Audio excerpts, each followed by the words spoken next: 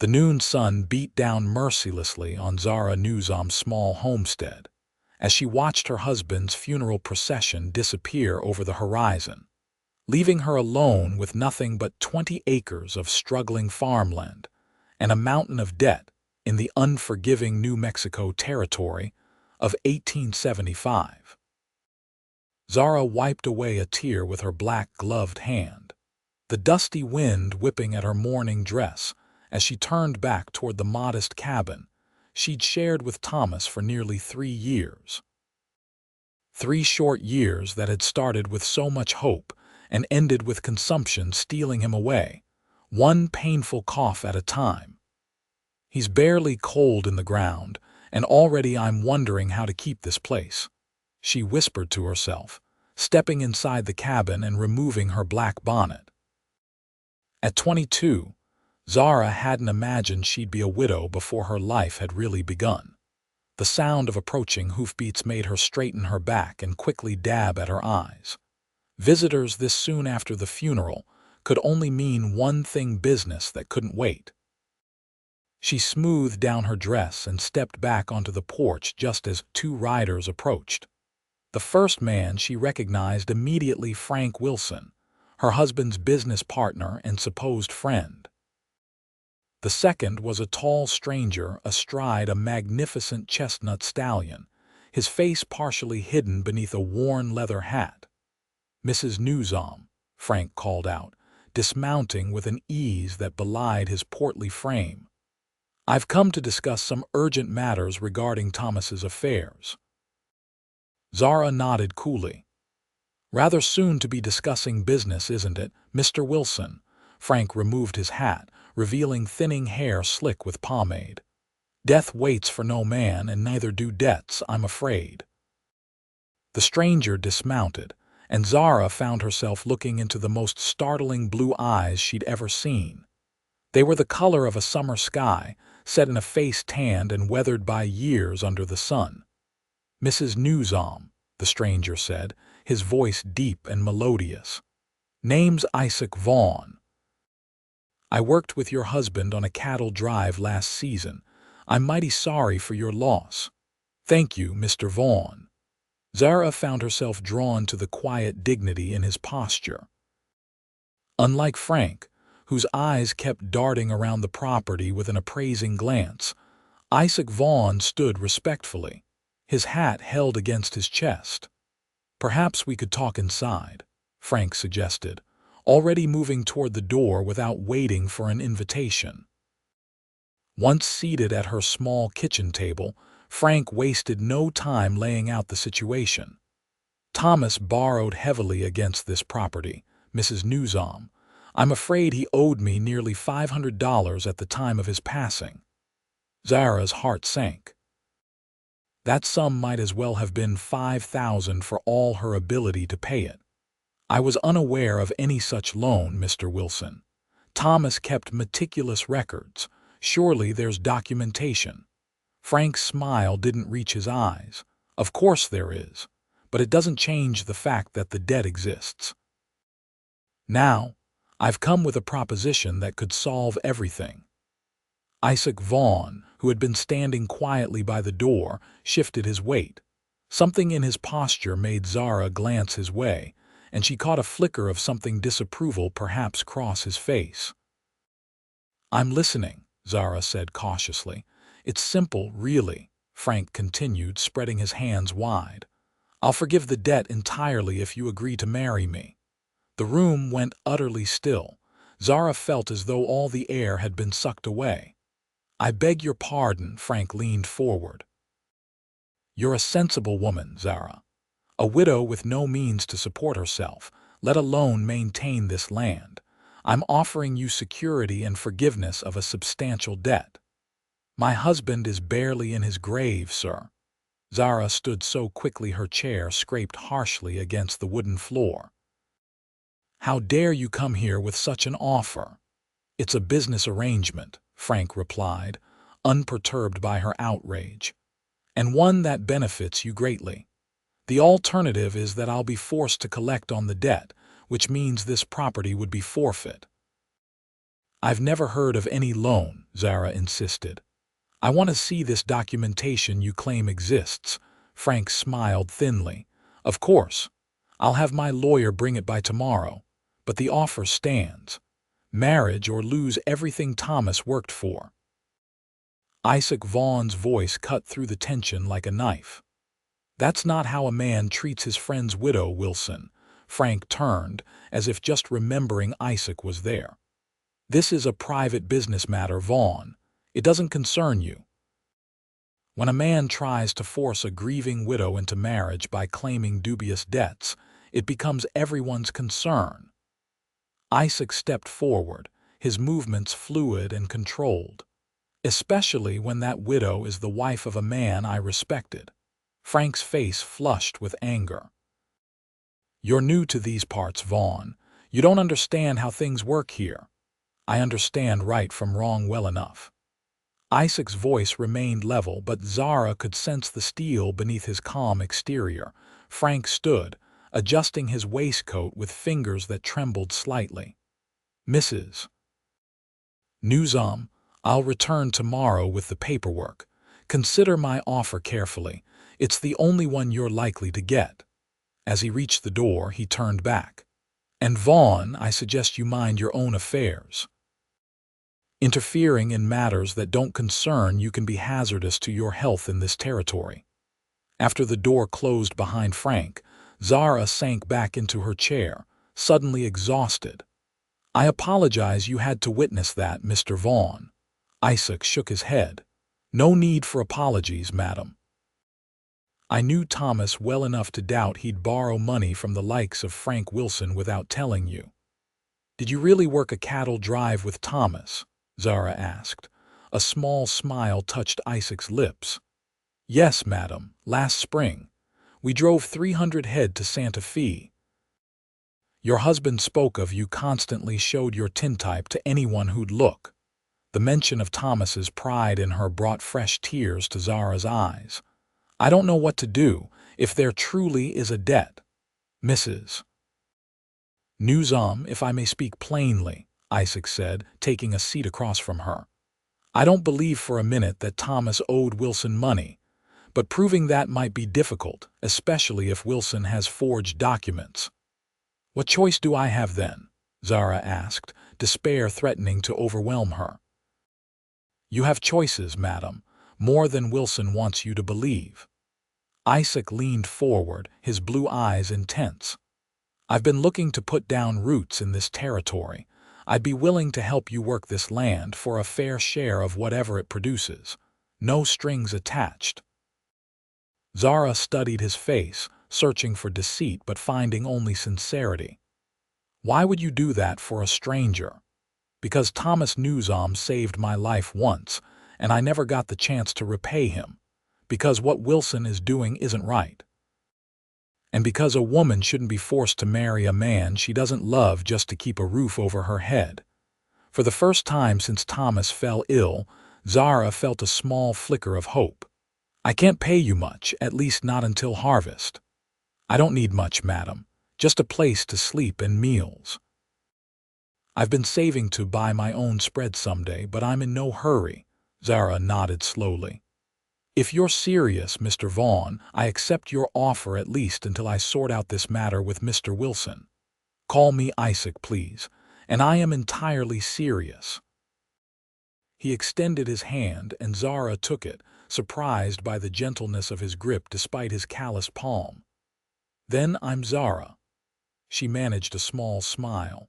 The bunkhouse behind the barn is empty. It's not much, but it's clean. Isaac nodded. That'll be more than sufficient. I'll fetch my things and get settled, then see about mending that fence on the north side. It looked like it could use some attention. As he left to retrieve his belongings from his horse, Zara stood at the window, watching him walk across the yard with long, confident strides. She didn't know if she could trust him completely, but something told her Isaac Vaughn was a far more honorable man than Frank Wilson had ever been. True to his word, Frank Wilson returned the next day, accompanied by a nervous-looking man he introduced as his lawyer. The documentation he presented was a promissory note with what appeared to be Thomas's signature at the bottom. "As you can see," Frank said smugly, "everything is in order. $500, due upon demand." Zara studied the paper carefully. The signature did look like Thomas's, but something felt wrong. "My husband never mentioned this loan to me." "Men often shield their wives from financial worries," Frank replied, "especially when they are as ill as Thomas was these past months." Isaac, who had been working in the yard but came inside when he saw Wilson arrive, stood quietly near the door, his presence giving Zara courage. "I'll need time to consider your offer, Mr. Wilson," she said finally. Frank's smile didn't reach his eyes. "Of course. I'm a patient man." "Take a week, but not longer." His gaze flicked to Isaac. "I see you found yourself a hired hand. How convenient." "Mr. Vaughn is helping me maintain the property until I decide my next steps," Zara replied evenly. "Is that all he's helping with?" Frank's insinuation hung in the air, ugly and inappropriate. Isaac stepped forward. "You've said your piece, Wilson. I suggest you leave before you say something you'll regret." Frank's face darkened. "Are you threatening me, Cowboy? Just offering some friendly advice?" Isaac's tone was mild, but his stance had shifted subtly. Ready for whatever might come. For a tense moment, Zara thought Frank might respond with violence, but instead he gathered his papers and nodded curtly. "1 week, Mrs. Newsom. Then I'll expect an answer or payment in full." After they left, Zara slumped into a chair. "The signature looks genuine, but Thomas would never have kept something like this from me." Isaac nodded thoughtfully. "I've heard rumors about Wilson forging documents before, but proving it would be difficult." "What am I going to do?" Zara whispered. "We'll figure something out," Isaac assured her. "I've seen how hard you work. This land has potential. Wilson wants it, which means it's worth something." Over the next few days, Zara found herself growing accustomed to Isaac's steady presence. He rose before dawn each morning, tended to the livestock, and worked tirelessly on repairs around the property. By evening, he'd accomplished more than Thomas had been able to do in months before his illness. They often ate supper together, and Zara discovered that Isaac was well-read and thoughtful, with a dry wit that occasionally made her laugh despite her circumstances. He told her about growing up in Virginia, losing his parents young, and making his way west after the war between the states left his hometown in ruins. "How did Thomas save your life?" she asked one evening as they sat on the porch watching the sunset paint the distant mesas gold and crimson. Isaac smiled at the memory. "We were crossing the Rio Grande with the cattle. River was higher than usual from spring runoff. My horse stumbled in a hole and threw me. Current was strong and I'm not much of a swimmer." He looked down at his hands. "Thomas didn't hesitate. Rode right into that river and grabbed me before I went under for good. Didn't even know me well at the time. Just saw a man in trouble and acted." Zara nodded, tears pricking her eyes. "That sounds like Thomas. He always put others first." "He talked about you constantly during that drive," Isaac said softly. "How smart you were. How you could make things grow in this harsh land when no one else could. How he couldn't believe his luck in finding you." "I miss him," Zara whispered. "Every day." Isaac nodded. "Loss like that leaves a hole nothing can fill. But from what I knew of Thomas, he'd want you to keep living, to fight for what's yours." "You're right," Zara said, straightening her shoulders. "Which is why I can't give in to Frank Wilson's demands. There has to be another way." 3 days before Wilson's deadline, Zara was working in her vegetable garden when she heard horses approaching. Looking up, she saw 3 riders, Frank Wilson and 2 rough-looking men she didn't recognize. Isaac was repairing the barn roof, but quickly descended the ladder when he spotted the visitors. He positioned himself between Zara and the approaching men, his stance casual but alert. "Mrs. Newsom," Frank called out, dismounting. "I thought I'd check on your decision. I know I said a week, but I'm afraid circumstances have changed. I need your answer today." Zara wiped her hands on her apron and stood. "My answer is no, Mr. Wilson, I won't marry you." Frank's expression hardened. "Then I'll need that $500. Now." "You know I don't have that kind of money," Zara replied, "and I'm still not convinced the debt is legitimate." Frank signaled to his companions, who dismounted. "That's unfortunate. These gentlemen are deputies from the county sheriff's office. They've come to begin the process of seizing this property for non-payment of debt." Isaac stepped forward. "Those men aren't deputies, Wilson. I was in town yesterday. Met the real deputies. Neither one looks anything like your friends here." Frank's face flushed with anger. "Stay out of this, Vaughn. This doesn't concern you." "I'm making it my concern," Isaac replied calmly. "Mrs. Newsom isn't going anywhere, and neither is her property." One of the men with Wilson reached toward his holstered pistol. "Boss, want us to teach this cowboy some manners." Frank studied Isaac for a moment, then smiled coldly. "Not yet, Donovan. Let's try reason first." He turned back to Zara. "I've been patient, Mrs. Newsom, more patient than most men would be, but my patience is at an end." "I need more time," Zara insisted. "If the debt is real, I need to find a way to pay it honestly." "Time's up," Frank snapped. "Marry me or lose everything. Those are your only options." Isaac moved to stand directly in front of Wilson. "She has another option. She can tell you to get off her land." "And who's going to make me leave?" "You." Frank's laugh was ugly. "You're outnumbered, cowboy." "Maybe," Isaac agreed, "but I like those odds better than I like watching you try to steal from a widow." Frank's face twisted with rage. "Donovan Jackson, show Mr. Vaughn what happens to men who interfere in my business." The two men moved forward, but Isaac was ready. As the first man lunged, Isaac sidestepped and delivered a powerful punch that sent him sprawling in the dirt. The second man was more cautious, circling slowly before attacking. Zara watched in horror as the fight unfolded. Isaac was clearly experienced in brawling, but facing two opponents was a challenge. He managed to knock down the man called Jackson with a well-placed kick, but Donovan caught him with a glancing blow to the temple. Momentarily dazed, Isaac stumbled backward.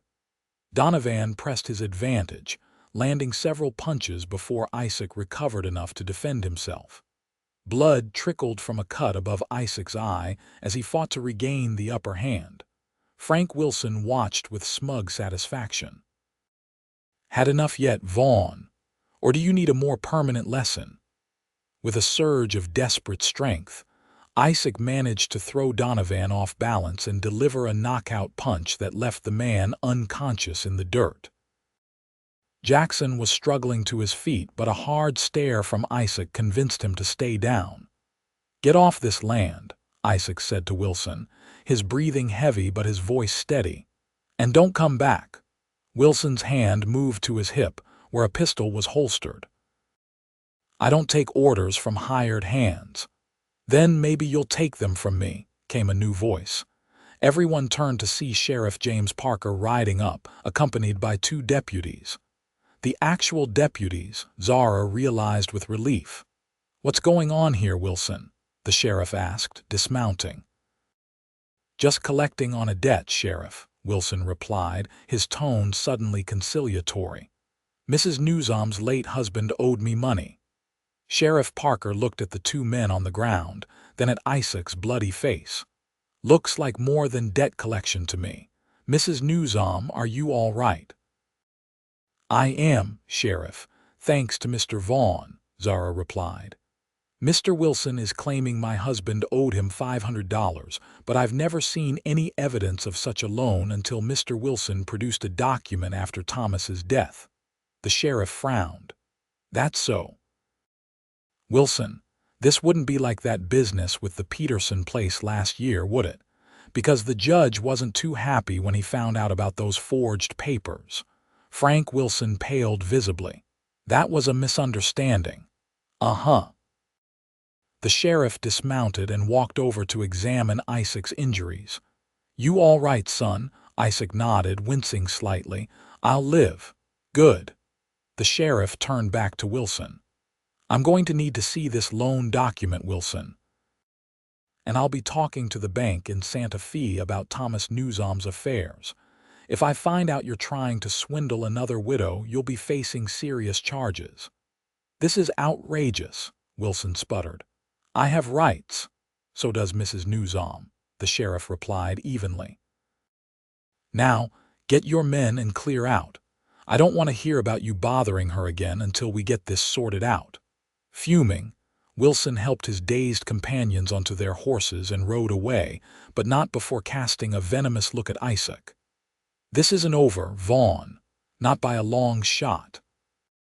After the sheriff had taken Zara's statement and promised to investigate Wilson's claims thoroughly, Zara led Isaac into the house to tend his injuries.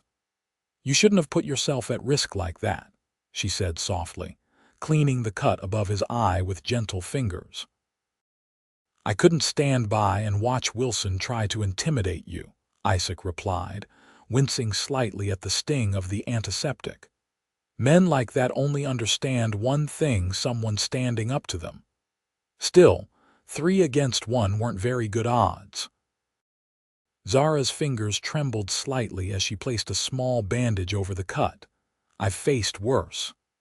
Isaac caught her hand as she withdrew it, holding it gently in his own. Zara, I want you to know something. Whatever happens with Wilson, I meant what I said about helping you with this place. Not out of obligation to Thomas, but because— he hesitated, then continued. Because I've come to care about what happens to you. Zara felt her heart quicken. Isaac, you don't need to say anything, he assured her quickly. I know it's too soon after Thomas. I just wanted you to know that my offer to help stands, regardless of what comes next. Zara surprised herself by turning her hand to clasp his. Thank you for everything. The next 2 weeks passed in a strange combination of tension and peace. There was no word from Frank Wilson, though Isaac insisted on remaining vigilant, sleeping with his rifle nearby and making regular patrols of the property boundaries. Sheriff Parker visited twice, bringing news that the bank in Santa Fe had no record of Thomas borrowing money from Frank Wilson. That doesn't prove the document is forged, the sheriff cautioned, but it certainly casts doubt on Wilson's claim. Meanwhile, Zara and Isaac fell into an easy rhythm working the land together. Isaac's knowledge of cattle and farming complemented Zara's skills with the garden and household. In the evenings, they would sit on the porch and talk, sometimes about practical matters, sometimes about their hopes and dreams. Zara found herself looking forward to those conversations, to the sound of Isaac's deep laugh and the way his eyes crinkled at the corners when he smiled. It was too soon after Thomas, she told herself. Too soon to be feeling this warmth spreading through her whenever Isaac was near. But the feelings persisted nonetheless. One evening, as they watched a spectacular sunset paint the sky with brilliant oranges and purples, Isaac turned to her with uncharacteristic hesitation. I received a letter today, he said, from a friend in Colorado. He's offering me a partnership in a cattle operation. Good terms. Solid opportunity. Zara felt her heart sink. Oh, that sounds promising for you. Isaac nodded, his eyes on the distant horizon. It would be under different circumstances. When would you leave? Zara asked, trying to keep her voice steady. I haven't decided if I'm going. Isaac turned to face her fully. Zara, these past weeks, working alongside you, getting to know you. He paused, searching for words. I know it hasn't been long since Thomas passed. I know you're still grieving, but I've come to care for you in a way I didn't expect. Zara felt tears prick her eyes. Isaac. A gunshot cut through the evening air, the bullet splintering the wood of the porch railing inches from where they sat. Isaac reacted instantly, pulling Zara to the floor and covering her with his body as a second shot shattered the window behind them. "Inside now," Isaac commanded, practically carrying Zara through the door before slamming it shut. He doused the lamp, plunging the cabin into darkness, then crawled to the window, careful to stay low. "Can you see anything?" Zara whispered, her heart pounding so loudly she was sure it could be heard across the valley. "Not yet," Isaac replied. "Stay down. My rifle's in the corner." Zara crawled to retrieve the Winchester, passing it to Isaac with shaking hands. "It's Wilson, isn't it? Most likely." Isaac checked that the rifle was loaded. "I was afraid he might try something like this when the law didn't support his claim." Another shot rang out, this one hitting the door with a solid thunk. "Vaughn," came Wilson's voice from the darkness. "Come out and face me like a man." "Stay here," Isaac told Zara firmly. "Don't move no matter what you hear." "You can't go out there," Zara protested. "He'll kill you. If I don't, he'll keep shooting until he hits one of us," Isaac replied grimly.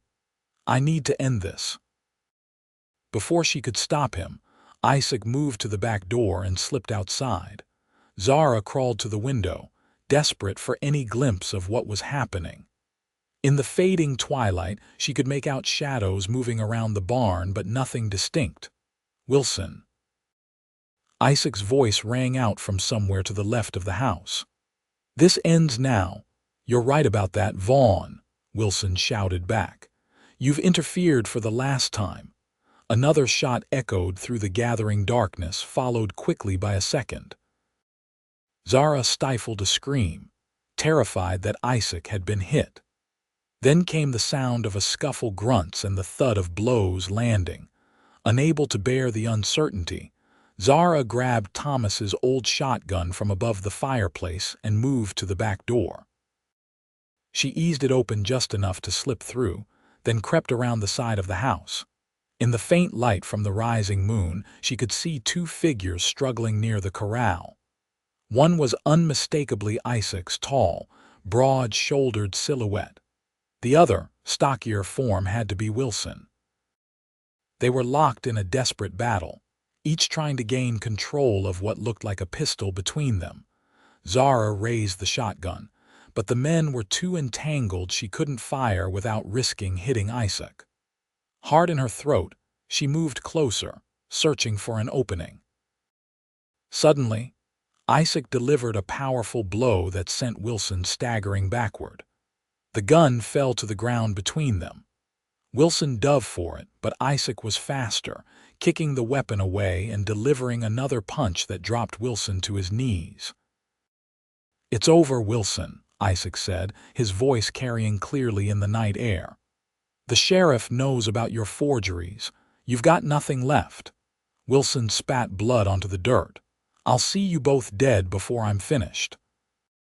"No," Isaac replied, picking up the fallen pistol and emptying the remaining bullets into his palm before tossing the weapon aside. "You're finished now. Leave this land and never come back, or I swear the next time I see you, you won't walk away." Wilson struggled to his feet, his face a mask of hatred in the moonlight. "You think this is over? Nothing's over until I say it is." He reached suddenly into his boot and came up with a small knife, lunging at Isaac with murderous intent. Isaac sidestepped the attack, but Wilson's blade caught his arm, drawing a bright line of blood. Before Wilson could strike again, Zara stepped into the clearing, shotgun raised. "Drop it, Mr. Wilson," she commanded, her voice steadier than she felt. Wilson froze, then slowly turned to face her, the knife still clutched in his hand. "You don't have the nerve to pull that trigger, little lady." "Try me," Zara replied. "You've threatened my home, tried to force me into marriage, and now you're trying to kill a man I care about." "I've got nothing left to lose." Something in her tone must have convinced Wilson she was serious. With a curse, he dropped the knife. "This isn't over," he snarled. "Yes, it is," came yet another voice from the darkness. Sheriff Parker emerged from behind the barn, his deputy beside him. "Franklin Wilson, you're under arrest for assault, attempted murder, and fraud. We found your forger in Santa Fe. He was quite eager to tell us all about your little operation once we offered him leniency." As the deputy handcuffed a protesting Wilson, the sheriff approached Zara and Isaac. "You two all right?" Isaac nodded, pressing a hand to his bleeding arm. "We'll be fine. How did you know to come?" "Got a telegram from the judge in Santa Fe confirming Wilson's forgeries. Thought I'd better ride out here to let Mrs. Newsom know. Good thing we arrived when we did." The sheriff tipped his hat to Zara. "Madam, you won't be troubled by Wilson again. The judge is planning to make an example of him." After the sheriff had taken Wilson away, Zara led Isaac back into the house to tend his wounded arm. The cut wasn't deep, but it required cleaning and bandaging. "You could have been killed," she said softly as she wrapped a clean bandage around his arm. "So could you," Isaac replied. "Coming out with that shotgun was a brave thing to do, foolish but brave. I couldn't let him hurt you." Zara's hand stilled on the bandage. "I've lost one man I cared about. I couldn't bear to lose another." Isaac's eyes met hers. "Zara, about what I was saying before Wilson interrupted us." "About Colorado?" she asked. "About my feelings for you," he corrected gently. "I know it's soon after Thomas. I know you may never feel the same way, but these past weeks, working alongside you, talking with you, seeing your strength and determination, I've fallen in love with you, Zara Newsom." Zara felt tears well in her eyes. "I've been so confused, Isaac, feeling this way so soon after losing Thomas. I thought it was wrong, disloyal somehow." "What way?" Isaac asked, hope flickering in his eyes. "The way my heart races when you walk into a room, the way I find myself watching for you every morning, the way I feel safe and alive when we're together." Zara took a deep breath. "I've fallen in love with you too, Isaac Vaughn, and it terrifies me." Isaac reached up to gently cup her cheek. "Thomas loved you, Zara. He would want you to be happy, to be protected and cherished. I can promise you that much if you'll let me." "What about Colorado?" Zara asked. Isaac smiled. "Some opportunities aren't worth what you have to give up for them. I'd rather stay here, building something with you if you'll have me." Instead of answering with words, Zara leaned forward and pressed her lips gently to his. The kiss was tentative at first, then grew deeper as Isaac pulled her close with his uninjured arm. When they finally parted, both breathless, Isaac rested his forehead against hers. "I'll take that as a yes," Zara smiled through her tears. "Yes, Isaac Vaughn, 1,000 times yes." 6 months later, as autumn painted the New Mexico landscape with gold and amber, Zara stood beside Isaac before the town's pastor, exchanging vows that would bind their lives together. The small church was filled with neighbors and friends who had watched their relationship blossom through spring and summer. Sheriff Parker stood as Isaac's best man, while the schoolteacher, Miss Abigail Porter, served as Zara's maid of honor. Even Thomas's parents had traveled from Kansas for the occasion, giving their blessing to the union with tearful smiles and embraces. "I believe Thomas sent you to me," Zara whispered to Isaac as they shared their first dance as husband and wife at the celebration afterward. "His final gift was making sure I wouldn't be alone." Isaac's arms tightened around her. "I'll spend every day trying to be worthy of that gift and of you." As the music played and neighbors clapped in rhythm, Zara looked around at the community that had embraced them, at the life they were building together. Where once there had been only grief and uncertainty, now there was love and possibility. Later that night, as they stood on the porch of what was now their home together, Isaac pointed to a star shooting across the dark velvet sky. "Make a wish," he said softly. Zara smiled and leaned her head against his shoulder. I already have everything I could wish for. The next spring brought new life to the ranch, calves in the expanded herd, abundant crops in the fields Isaac had cleared, and most precious of all, the news that Zara was expecting their first child. What shall we name him? Isaac asked one evening as they sat on the porch swing he'd built, his hand resting protectively on Zara's growing belly. Or her, Zara corrected with a smile.